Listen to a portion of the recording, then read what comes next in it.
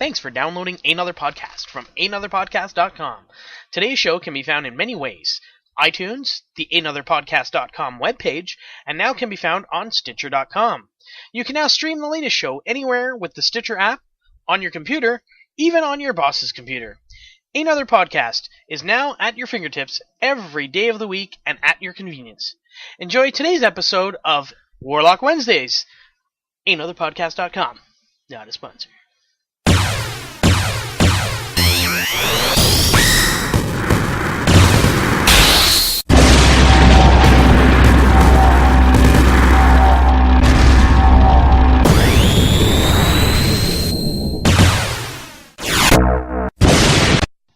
Hello everyone and welcome to another Warlock Wednesdays. It is the Warlock Hour. I'm your host Razor, and I've got a big show for you tonight because we've got a big announcement, but we're going to get to that a little later. We're going to start things off, as we always do, with the comic book releases.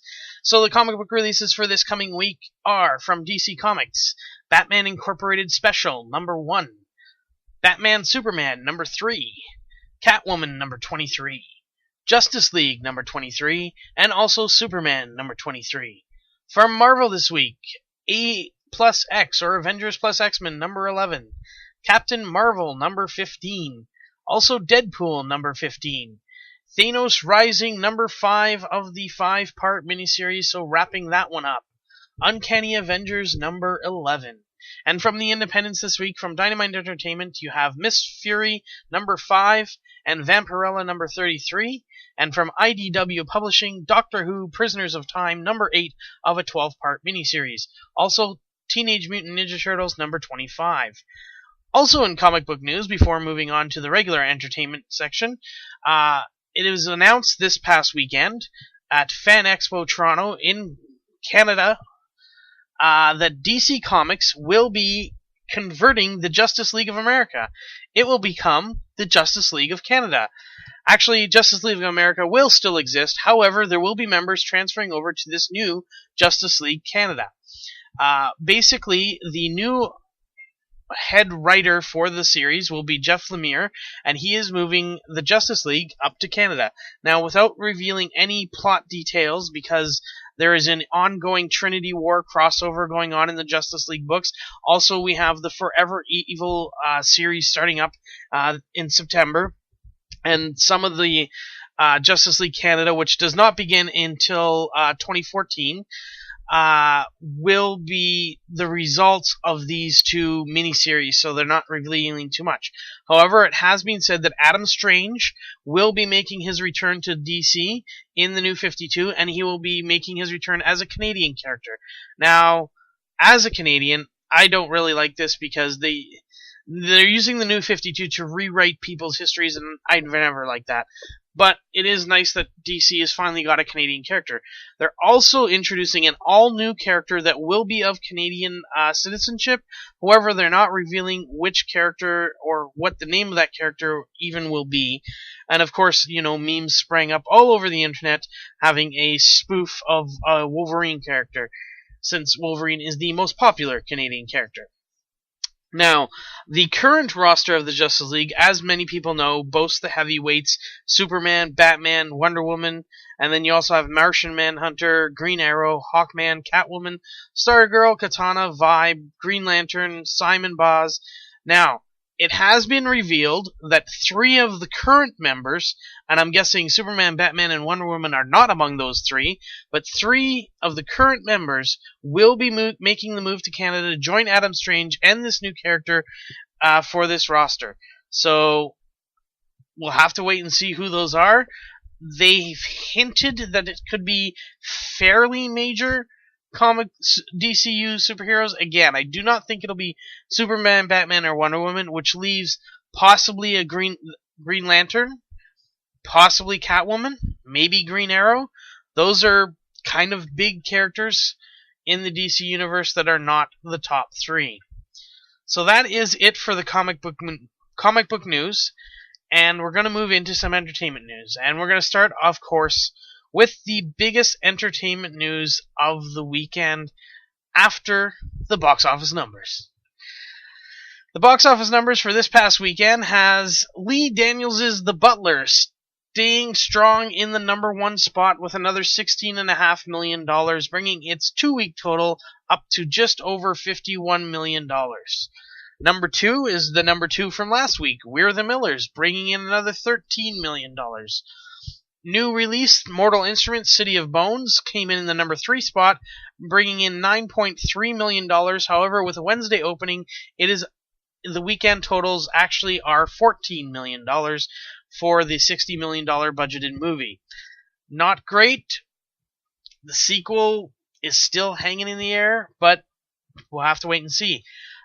New release in North America, The World's End, brought in $8.8 million. Now, this movie was already released in the UK and several markets overseas, Ireland, and looks like all over Europe, pretty much, and has already brought in $16 million, so bringing its worldwide total to $25.6 million so far for the $20 million budgeted film, so it's already into the black, as they say, and will only continue to grow from there. For those of you who don't know, this is the third part of a trilogy of movies, not a straight trilogy. There's no characters made the same. It's kind of more of a fan thing. They also throw in the Cornetto, which is why it's called the Cornetto trilogy. For those of us here in Canada / North America, we may know this ice cream as a drumstick. The World's End is the third, with Shaun of the Dead being the first and Hot Fuzz being the second. Coming in fifth this week, Planes, with another $8.5 million. Another new film, number 6, You're Next, with $7 million. Elysium drops from 3rd to 7th with $6.9 million. Percy Jackson in the Sea of Monsters comes in at 8th spot with $5.2 million. Kick-Ass 2 in 9th with $4.3 million. And a movie that only had limited release last week opened up on 1,000 more screens. The new Woody Allen movie, Blue Jasmine, comes in at the 10th spot with $3.9 million. So that rounds out your top 10. I just wanted to note that the Woody Allen movie has a pretty big cast, which is probably why, with the expansion, it did increase. You've got the likes of course, Woody Allen, who's in all his own movies, Cate Blanchett, Sally Hawkins, Alec Baldwin, Peter Sarsgaard, and Bobby Cannavale. I'm not going to even pronounce that last name. So I probably shouldn't have said it. But it jumped up 1,000 screens from being only on approximately 200 screens when it had the limited release last week. So that rounds out your top 10. And now we get to the biggest news from the weekend. The biggest news of the week. The casting of Batman has been announced. I said last week on my podcast, let's just get this over with. I was tired of the speculation on the internet. I was tired of the rumors. I was tired of everybody saying they want Christian Bale back. It was pissing me off, in fact, because Christian Bale and Christopher Nolan were done with the Batman series. The Warner Brothers have said many, many, many times that they are not going that route with Man of Steel, that trilogy is a standalone. It's not going to be connected to the DC movie universe as they go forward. And Ben Affleck is your new Batman. And if you're kind of cleaning out your ears, wondering if I said that right, I'm going to say it again. Ben Affleck is your new Batman.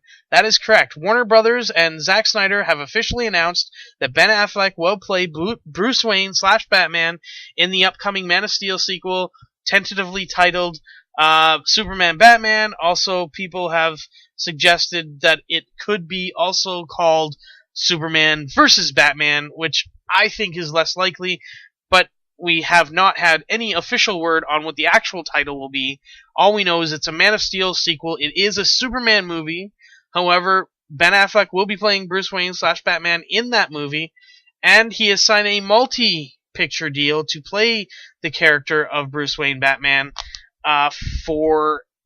they haven't released how many. They just said multi-film, but the premise is, or the idea is, that Warner Brothers is going to film Man of Steel 2, whatever they're going to call it, a Justice League movie, and then possibly at least another Batman or two. So it could be a 4 or 5 picture deal for Ben Affleck, because they might want to wrap him up for another Justice League movie as well.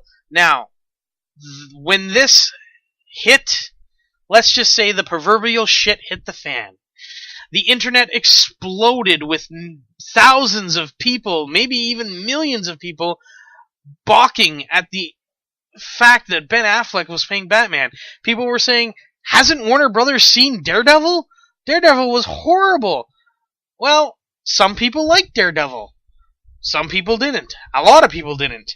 But that's not to say what Ben Affleck has done recently, you can't knock it. I mean, if you have not seen The Town, if you have not seen Argo, go see it.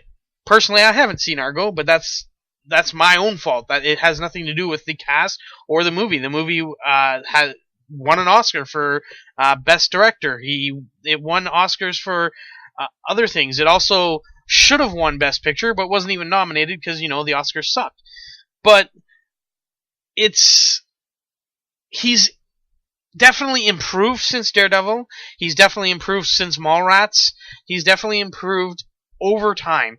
And if I might quote a Kevin Smith movie here, in the movie Jay and Silent Bob Strike Back, there was a funny line that Ben Affleck said, and I love the line. He's explaining to Jason Mewes' character Jay about the internet, and they were talking about how Miramax was making the new Jay and Silent Bob movie, and they'll probably cast Matt Damon and Ben Affleck, and Ben Affleck had the line, yeah, but Affleck was the bomb in Phantoms, yo.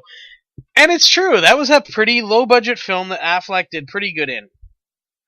That's in the past. What he's done in the past, everybody can knock on some of his lower films, Daredevil, Geely, Jersey Girl. However, if you look at his recent history, there is a case to be made that he's improved. Now, I'm of two minds here. Personally, I don't like the casting. I think this is a missed opportunity for Warner Brothers. Warner Brothers had the chance to make somebody famous. Let's face it, this movie, as many have said, is going to be huge no matter who would have played Batman, simply for the fact that you have Superman and Batman in the same movie. Two of the DC comic icons are going to be in the same movie at the same time. They're going to share the screen together for the first time in the history of movies. This is huge. This movie is expected to do in the billions of dollars. Now, will it? Will have to remain to be seen. However, given the fact that the internet exploded and doesn't want Ben Affleck, maybe those numbers are going to come down, but I doubt it. I think people are still going to go see this movie, even with Ben Affleck as Batman, and no matter how many petitions people put out on the internet to sign, Ben Affleck is your Batman, whether we like it or not.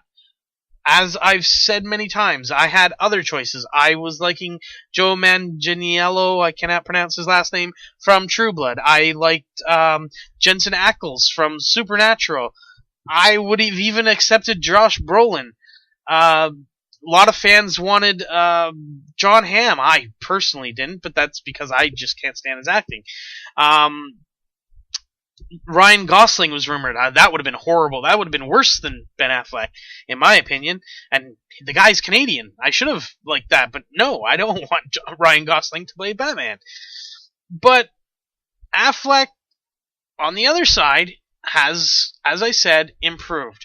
Now, people are thinking this kind of came out of nowhere. It didn't.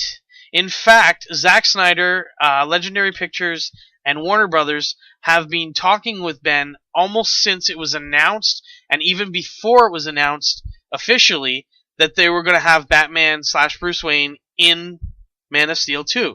They've actually been talking for quite some time, and this, even though there was many rumors of who might be playing Batman and who would be cast in this role, Ben Affleck was one of their guys that they were going after very hard. And, well, they signed him. In a quote, Matt Damon had this to say, "I think it will be great. It will be terrific. I know there are a lot of people grousing on the internet. I just think it's kind of funny. He's not playing King Lear. It's Batman. Certainly it's within his skill set. If anybody saw Argo or The Town and all the work he's been doing lately, it's way more nuanced and interesting and way more difficult than Batman. Batman just sits there with his cowl over his head and whispers in kind of a gruff voice at people. Bruce Wayne is the more challenging part of the role, and Ben will be great at that. But it's safe to say, I won't be Robin. Now, of course, Matt Damon is going to say that. Matt Damon and Ben Affleck have been best friends for a very long time. They won an Oscar together in writing Good Will Hunting. But at the same time, he does make some pretty decent points. What is Batman really? Batman puts on a cape and a cowl, you barely see who it is, and he talks in a gruff voice. However, we have seen recently, well, not so recently, but we've seen in the past where actors killed the Batman role. And I mean killed in a bad way, not in a good way. You've got Val Kilmer. Horrible Batman. Didn't admit it. George Clooney. Horrible Batman. At least he admitted it. Hopefully George Clooney, who is friends with Affleck as well, did not give any advice to Ben. Because that would be bad. Also, of course, Ben Affleck's other good friend, Kevin Smith, was definitely very happy. In fact, he tweeted, Ben Affleck as Batman? Great! That means I've seen Batman naked. Now, why he's seen Ben Affleck naked? I don't know. Don't want to know. However, that was his tweet. Speaking of tweets, there was a list put out of about 50 tweets that people thought were great. I'm going to read a couple from the list that I found particularly amusing. Alright, here we go. Can we all just calm down about Ben Affleck being the new Batman? No? Okay, proceed. Another one put in, I just seen Christian Bale going to Affleck's apartment with some Huey Lewis records and an axe. Now, for those of you who don't get that reference, I'm sorry.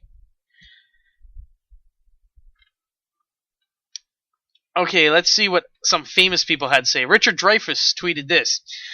You read for a part, you feel good about it, you feel confident, and then they cast Ben Affleck.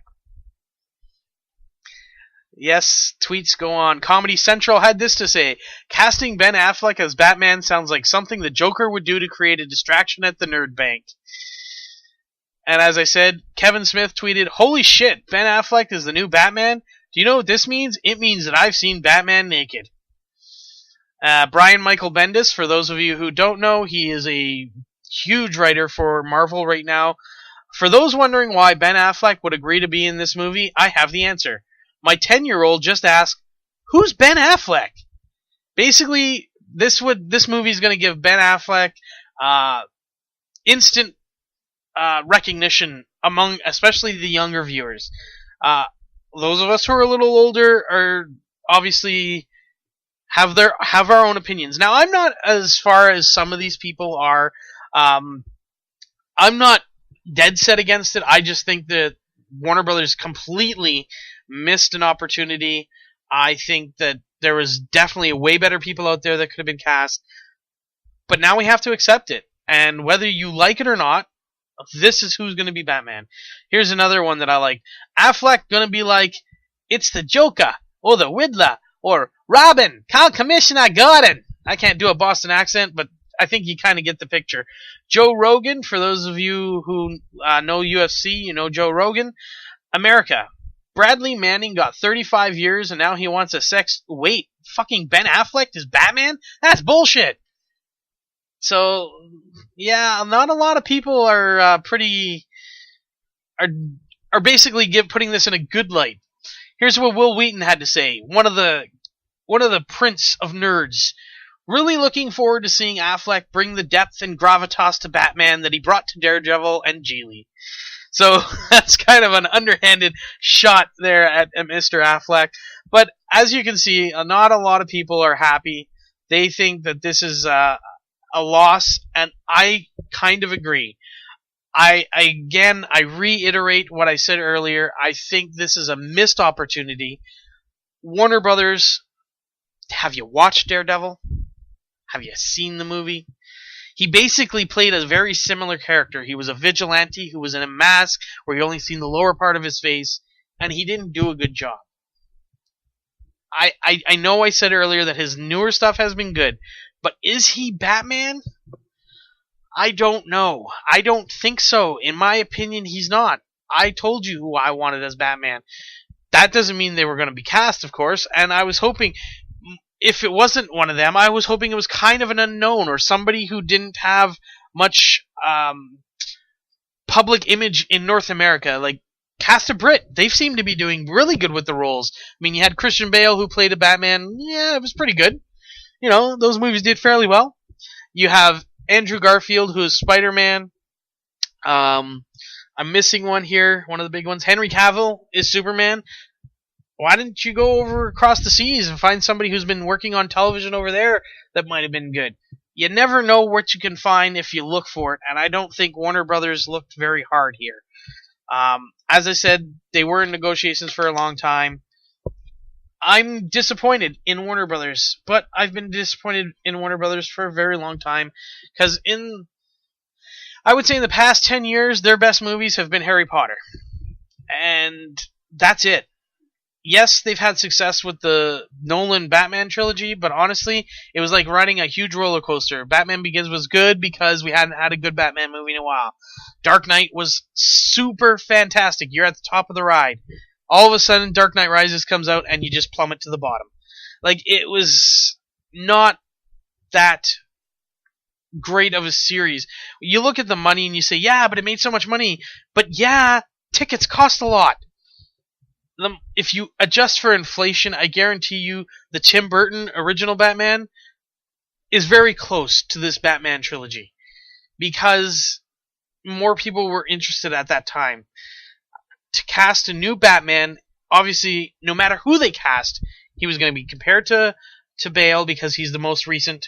He was going to be ridiculed by millions because no matter who they cast, it wouldn't have mattered. There still would have been an outcry. It's just that with Ben Affleck, who is a very well-known name, it makes it even huge. That huge is not a word. More huge that it's somebody that is very well-known. Or at least very well-known among a certain amount of people. Like, obviously, the 10-year-old doesn't know who Ben Affleck is. Mostly because Ben Affleck doesn't do children's movies. He does adult movies. Not pornographic movies. He does movies that are intended for a more mature audience. Let's get that straight. If he's done pornographic movies, I've definitely not seen them. Maybe Kevin Smith has. But, that being said, I did listen to, of course, Kevin Smith and Ralph Garman speaking on Hollywood Babylon, who, of course, are not sponsors, but, as you know, are my inspiration for podcasting. And I'm right in the middle of those two. Kevin Smith loves it. Ralph Garman hates it. I'm on the fence. As I said, I'm in two minds about this. I really think that no matter who was cast, there was going to be ridicule and outrage about not casting who you wanted as your favorite. Affleck takes a lot of flack for this, mainly because of his star power. I mean, let's face it, he's been in movies for years, good and bad. He's been a director for, I believe, 3 or 4 films that have already come out, and he's got 2 more on the way. I'm waiting for this movie that's coming out called Runner Runner, starring Ben Affleck and Justin Timberlake. I want to see, has his acting improved where he's not directing himself? Because you learn a lot when you take on the director's chair about your own acting, because you see things from a different perspective. So has he learned enough to improve his acting? Actors can improve. Actors can also slide. Where is Ben Affleck going to fall when he plays Batman? We're not going to find out till 2015. So you guys have 2 years to rag on the guy. I'm done for now. I'm going to move on to some other entertainment news. And that entertainment news deals with Matt Damon. Matt Damon is been in talks with Universal, and Universal has been in talks with Paul Greengrass. For those of you who don't know who Paul Greengrass is, he's the director of The Bourne Supremacy and The Bourne Ultimatum. When Matt Damon quit the Bourne franchise, he basically said, I will not do another Bourne movie unless Paul Greengrass is involved. Well, it looks like Universal is trying with everything they can to get this to happen. Now, the first thing he was asked was about Jeremy Renner playing Aaron Cross. This is what Matt had to say. They were just trying to revitalize that franchise, and I don't mind at all. It didn't have anything to do with the movie that I made. It makes sense for a studio to keep those franchises as alive as they can. It makes business sense for them. I don't begrudge anybody for that. I'm a huge fan of Jeremy. I don't equate my Bourne movie with his. He didn't play the part of Jason Bourne. It's a totally different thing, which is completely true. When speaking to Renner, as far as the future, I'm excited that the architects and the creators behind this whole thing have cleverly left it wide open for fans like myself to wonder what's going to go on next. And the reason why he said this quote is because the producers have hinted that if they can work this deal out, where they would have Jason Bourne come back into the franchise with Paul Greengrass directing it, it would be kind of almost an in tandem thing. Like they would do the 5th movie with Jeremy Renner, and then maybe a year or so later, the next actual following Jason Bourne movie would come out, and then get these two together in one movie. And honestly, that would be the greatest crossover of all time, to have Jason Bourne meet Aaron Cross and just be one kick-ass movie throughout the entire 2-hour experience. Other casting news, it seems that Marvel and the Avengers Age of Ultron crew have possibly cast their Scarlet Witch. Previously, and she was my favorite, Saoirse Ronan was rumored for the role. However, she has passed on the role, so she will not be playing Scarlet Witch. However, a new name has surfaced, and it looks like she is actually in negotiations right now, so that means that there's a very high chance she will be cast as the Scarlet Witch, and that name is Elizabeth Olsen. She has done a few movies. You can see her upcoming movie this November, Old Boy, which is a remake that looks fantastic. She will actually also be starring in the Godzilla reboot, which comes out next year. Also, it is still unconfirmed, but rumored that Aaron Taylor Johnson, who plays Kick-Ass, will also be trying to negotiate his way to play Quicksilver and be playing basically Elizabeth Olsen's older brother, Peter. Bradley Cooper, meanwhile, is up for the role of Rocket Raccoon. As I've said so many times when talking about Guardians of the Galaxy, they have not yet cast the voice of Rocket Raccoon. Well, it has now been rumored that he is in final talks with Marvel and, of course, James Gunn and the producers over at Guardians of the Galaxy to be Rocket Raccoon. So we may have finally rounded out our cast. Obviously, Vin Diesel is still ironing out his contract with Groot, which he also revealed, I believe that he would be doing the motion capture for too. So not only would he be doing the voice, he would actually be doing the motion capture for Groot as well. Another casting news, Kenneth Branagh, who will be directing a new upcoming version of Cinderella, and I don't know how many versions of this movie we can make, but Kenneth Branagh is a good director, so we'll have to see what he does with it. He has cast Haley Atwell. For those of you who do not recognize the name, she played in Captain America: The First Avenger, where she played Agent Carter, Peggy Carter. She has been cast as the biological mother of Cinderella, which means she's not going to be in the movie very long. So we'll have to see what happens there, unless Kenneth Branagh is doing more of a backstory. We don't know, but she will be playing the biological mother. Jennifer Connelly and Anthony Mackie have been tapped to play the lead in the directorial debut of Paul Bettany's Shelter. This is a movie also written by Paul Bettany. This will be Paul Bettany's first film, as I mentioned, and why not cast his wife to play in the lead? As many of you know, Jennifer Connelly and Paul Bettany are married, so why not have your wife play in the lead role? I think she slept with the director to get that role. Hopefully Anthony Mackie did not. But we're moving on. Now, normally I'd have casting news. This is decasting news? I don't know what it would be called. Benedict Cumberbatch has left Guillermo del Toro's Crimson Park. He will no longer be attached to playing the supernatural thriller. He is dropping out due to conflicts of schedules. So this is a movie that's supposed to begin filming in February 2014. I'm not sure what Cumberbatch will be working on that's conflicting with it, but he has a lot of movies still coming out this year, including pictures The Fifth Estate, 12 Years in Slave, August Osage County, and The Hobbit: Desolation of Smaug. So he's been busy. Most of these films are already made, especially The Hobbit. I know that one's been done for a long, long time. So he's not working per se right now, but he's got a lot of press to do.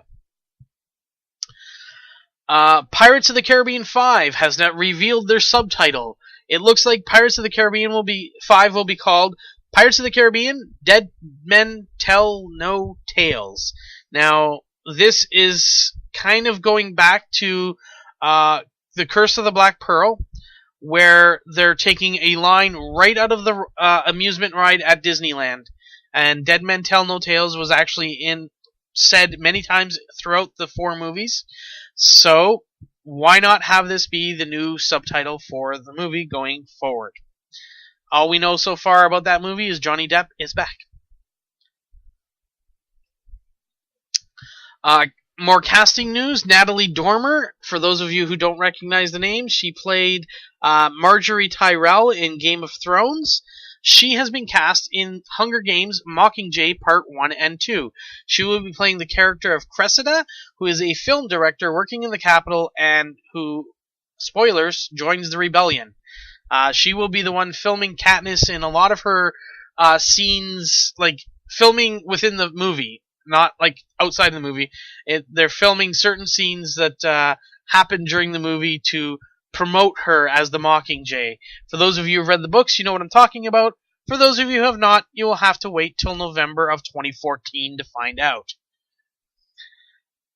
More rumored casting news. Tony Jaa of the Ong Bak franchise has been rumored to be cast in Fast and Furious 7.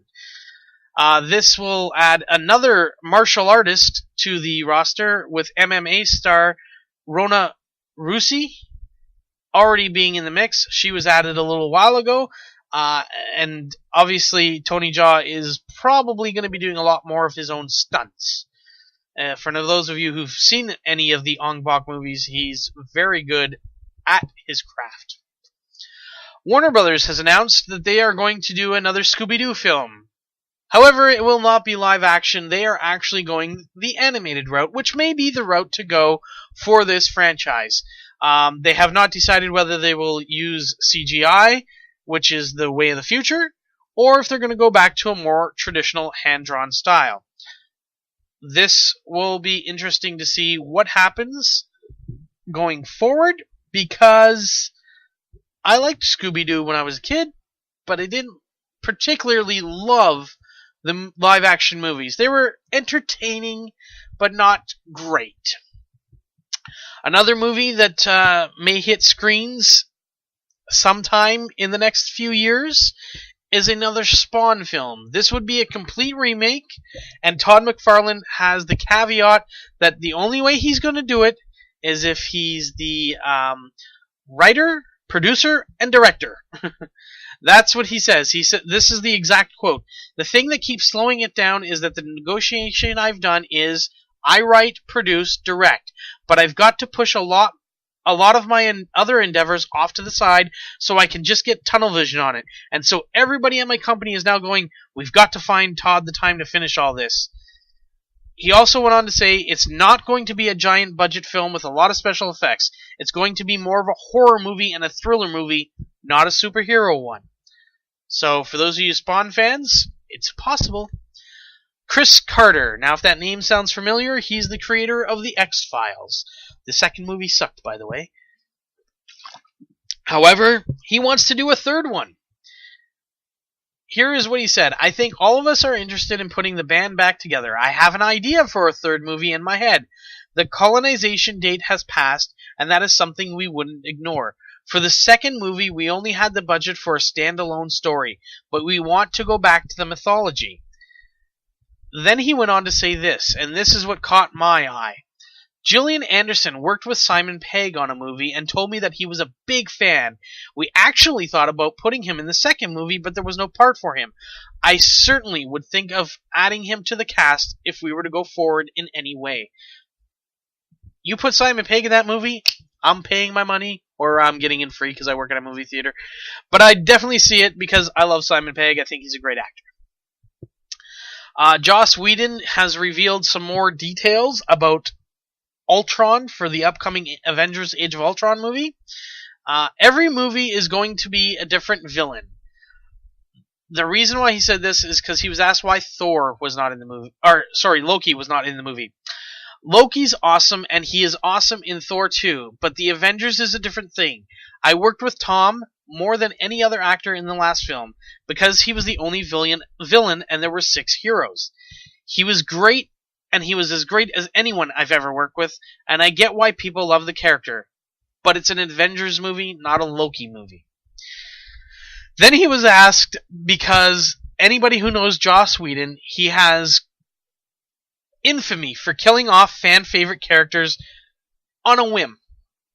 So when he was asked that, he goes, maybe, but I'd have to have a really good reason, a really great sequence for the Marvel executives to go, we'll cut off a potential franchise, that's fine.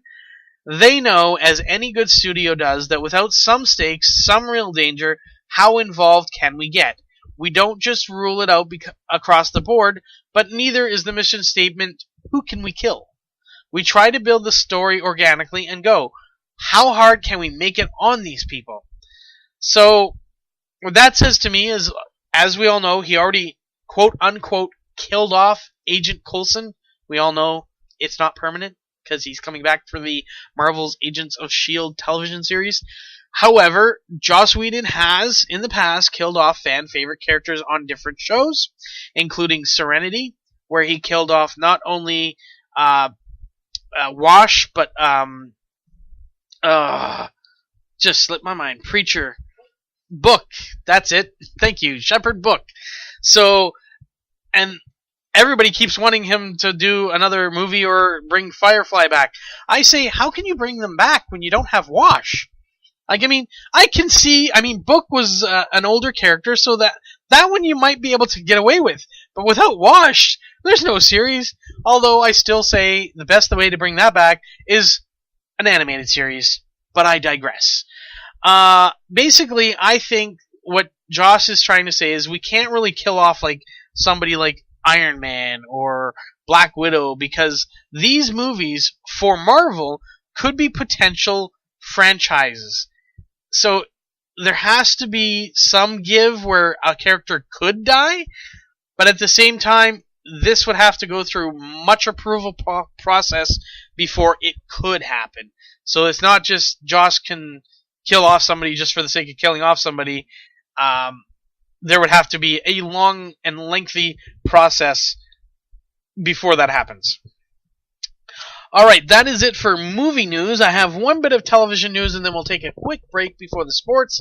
And my television news is kind of like, I do this segment much like Hollywood Babylon, again, not a sponsor, where it's movies that will suck. Well, this is a TV series that will suck.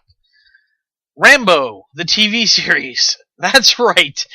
Entertainment One, or E1, wants to try to develop, in association with Sylvester Stallone, a Rambo television series, with Sly possibly reprising his character in not the entire series, but as more of a cameo or a smaller, lesser role. I say, what?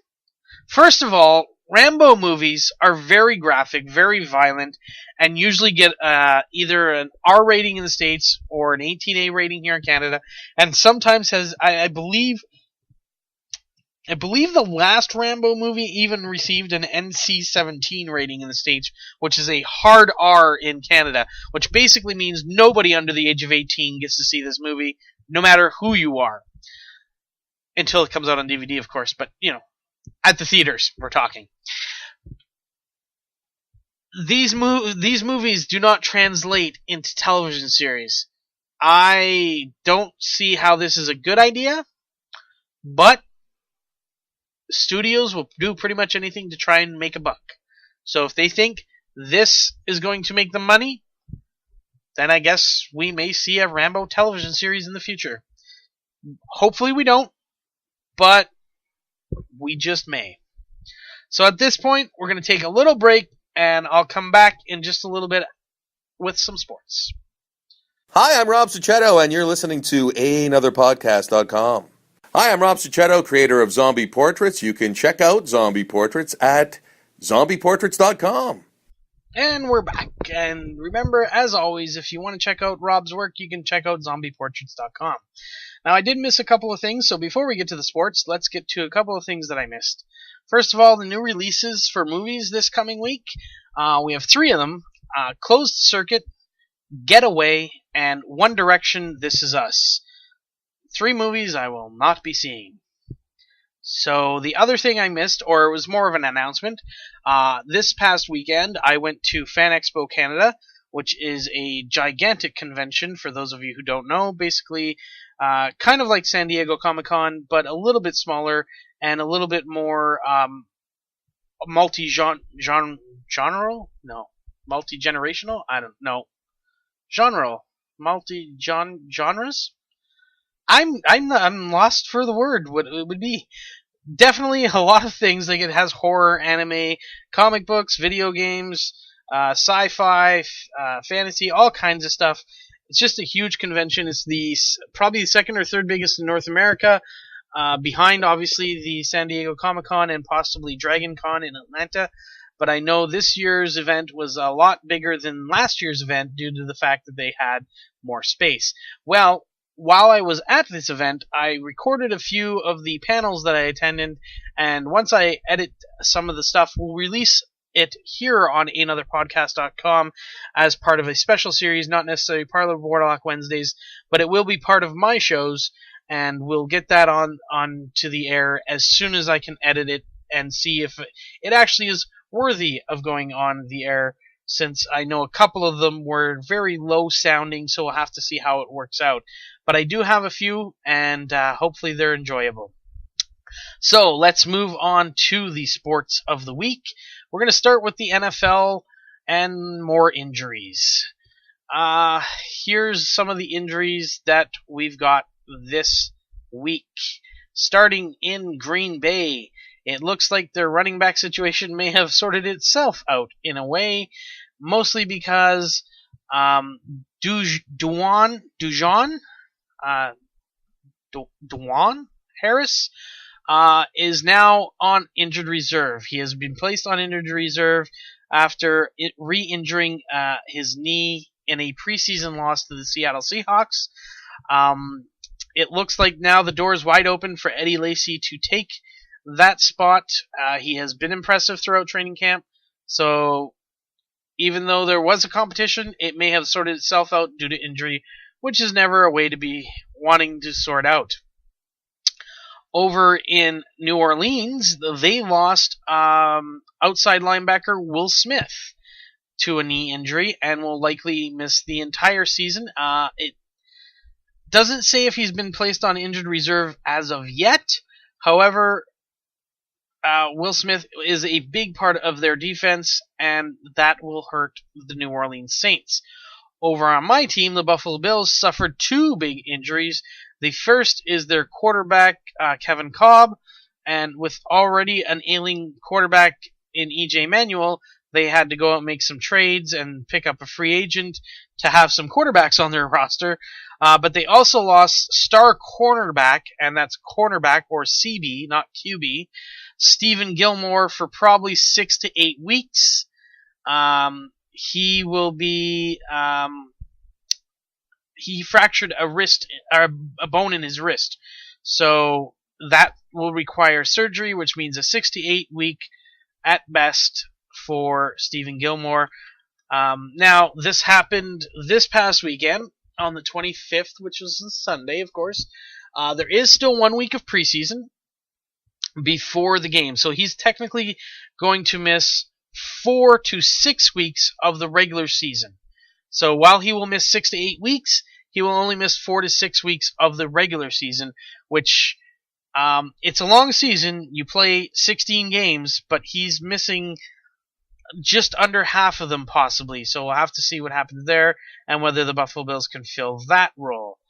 Now, these aren't injuries, but here are some roster cuts that were made this week that might be surprising to some. Havard Rugland was cut from the Detroit Lions. For those of you who don't know the name, go to YouTube and look him up, or Google him. Look up Kickalicious and see this guy kick the football very well. Just because he was cut by the Detroit Lions doesn't mean he will not find home somewhere else, because he did show that he could be quite a threat for a place kicker that may or may not work out for a team in the future. Unfortunately, he did not beat out David Akers, who is the kicker in Detroit right now. Braylon Edwards signed a deal with the New York Jets while he has been cut. Braylon Edwards may actually no longer be an NFL player. He may retire after being cut this time. It looks like Scott Tolzien is out of San Francisco. He was cut by them this week. Josh Cribbs of the Oakland Raiders was cut this week. Dante Stallworth was cut from the Redskins. Other notable ones, Visanthe Shanko, tight end for the Baltimore Ravens. He's out of Baltimore. And Lawrence Jackson, cut from the Minnesota Vikings. He was the 28th pick in the 2008 NFL draft, and while he showed some promise as a situational pass rusher, he never rounded out, at least for Minnesota or Seattle, who originally drafted him. So those are some of the cuts that were made this week. Other things that happened in this week's preseason, as I said, the Buffalo Bills starting quarterback situation is up in the air. The Bills want E.J. Manuel, but if he's not ready for week 1, they are going to go with Jeff Toole, not the quarterbacks that they picked up this past week, which were Matt Leinart, who they signed as a free agent, and then they traded with, I believe, Detroit to get Thaddeus Lewis, and he will compete for the number 3 spot. So Kevin Kolb could be out for the entire season. The coach says he's possibly able to come back, but he's out indefinitely with a concussion. This is not the first concussion for Mr. Kolb, which means you always have to think about careers when you're talking about concussions, especially in the NFL. The New York Jets starting quarterback situation. Mark Sanchez isn't going to practice all week due to a shoulder injury, which leaves Geno Smith taking all of the first team snaps, which means Geno Smith will also probably get the start in the final preseason game. And I don't know what this means for their starting quarterback situation, because it seems everywhere, or every time a season starts for the Jets, Mark Sanchez is always battling for his job, and Geno Smith is really pushing him right now. Over in Oakland, their starting quarterback situation was not supposed to be a competition. However, Matt Flynn and Terrell Pryor are battling for that top spot. The Denver Broncos have Ronnie Hillman looking like he's going to be the starter. However, they're giving rookie Monte Ball the start in this upcoming preseason game to see what he can do as a starter. And also in Chicago, they are still looking for a successor to the retired Brian Urlacher. DJ Williams is looking to get out on that. Rookie John Bostic looks like he may have the job going into the week 1. It seems that nobody's going to be able to replace Brian Urlacher, and that should be expected. Some of the things we do know following the week 3 of preseason: undrafted rookies Kenbrell Tompkins and Zach Sudfeld will play huge roles with the Patriots. You throw in Aaron Dobson as a starter and rookie Josh Bryce. It looks like the Patriots will have, actually, for the first time in a while, a young, very young group of pass catchers, and probably one of the youngest in the league. The Ravens, high-profile rookies, will not have roles that they were expecting coming into training camp. Safety Matt Elam and linebacker Arthur Brown will be coming in off the bench and not be starters. The Cardinals, however, had the worst weekend of any team. They lost 4 starters to injury, including the number 7 overall pick, Jonathan Cooper, to a broken leg, which means season ending. It's also uncertain if Rashad Mendenhall will be ready for week 1, and the same is true for their starting tight end. Running back Ryan Williams hasn't even been healthy enough to make the roster. He's on the physically unable to perform list. Between now and Sunday, 600 NFL players will lose their jobs. That is just a fact of trimming down the rosters to get to that magic number that they need to be at when the regular season starts. We are now down to, let's see, as of listening to this podcast, we are exactly 1 week away from the start of the NFL season, and I am definitely excited because baseball is boring. Speaking of baseball, let's get to the baseball standings. Over in the American League, your American League East leaders right now are the Boston Red Sox of the 78-55 record. Your Central leaders, 77-55 record, the Detroit Tigers. And over in the AL West, it's the Texas Rangers with a 76-55 record. Currently, the 2 wildcard holders are the Tampa Bay Rays with a 74-56 record, and the Oakland Athletics with a 74-57 record. Moving over to the National League, the NL East leading Atlanta Braves have a 79-52 record. NL Central has the St. Louis Cardinals with a 78-54 record leading there. And over in the National League West, the Los Angeles Dodgers have a 77-54 record. Your 2 wildcards from the National League currently are the Pittsburgh Pirates with a 76-55 record and the Cincinnati Reds with a 74-59 record. Looking at some statistics, your MLB batting leaders average-wise right now, Miguel Cabrera batting .357 of the Tigers, Yadier Molina of the Cardinals with a .332 batting average, Chris Johnson of the Braves and Mike Trout of the Angels each batting .331, and Michael Kadire of the Rockies batting .328. Home run leaders, Chris Davis of the Orioles with 46, Miguel Cabrera of the Tigers is now just 3 behind him with 43, making Miguel Cabrera even closer to trying to win a second straight Triple Crown, as he is also your RBIs leader, but we'll get to that in a second as we finish up the home run leaders. Edwin Encarnacion of the Jays has 33 home runs, Pedro Alvarez of the Pirates has 32, and Paul Goldschmidt of the Diamondbacks has 31.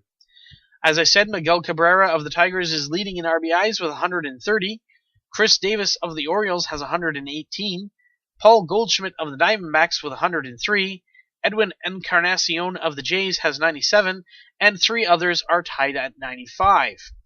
Stolen base leaders, Jacoby Ellsbury has 47 of the Red Sox, Rajai Davis of the Jays has 40, Jean Segura of the Brewers has 38, the now out for the season Everett Cabrera of the Padres still sitting in 4th spot with 37, Elvis Andrus of the Rangers and Starling Marte of the Pirates each have 35.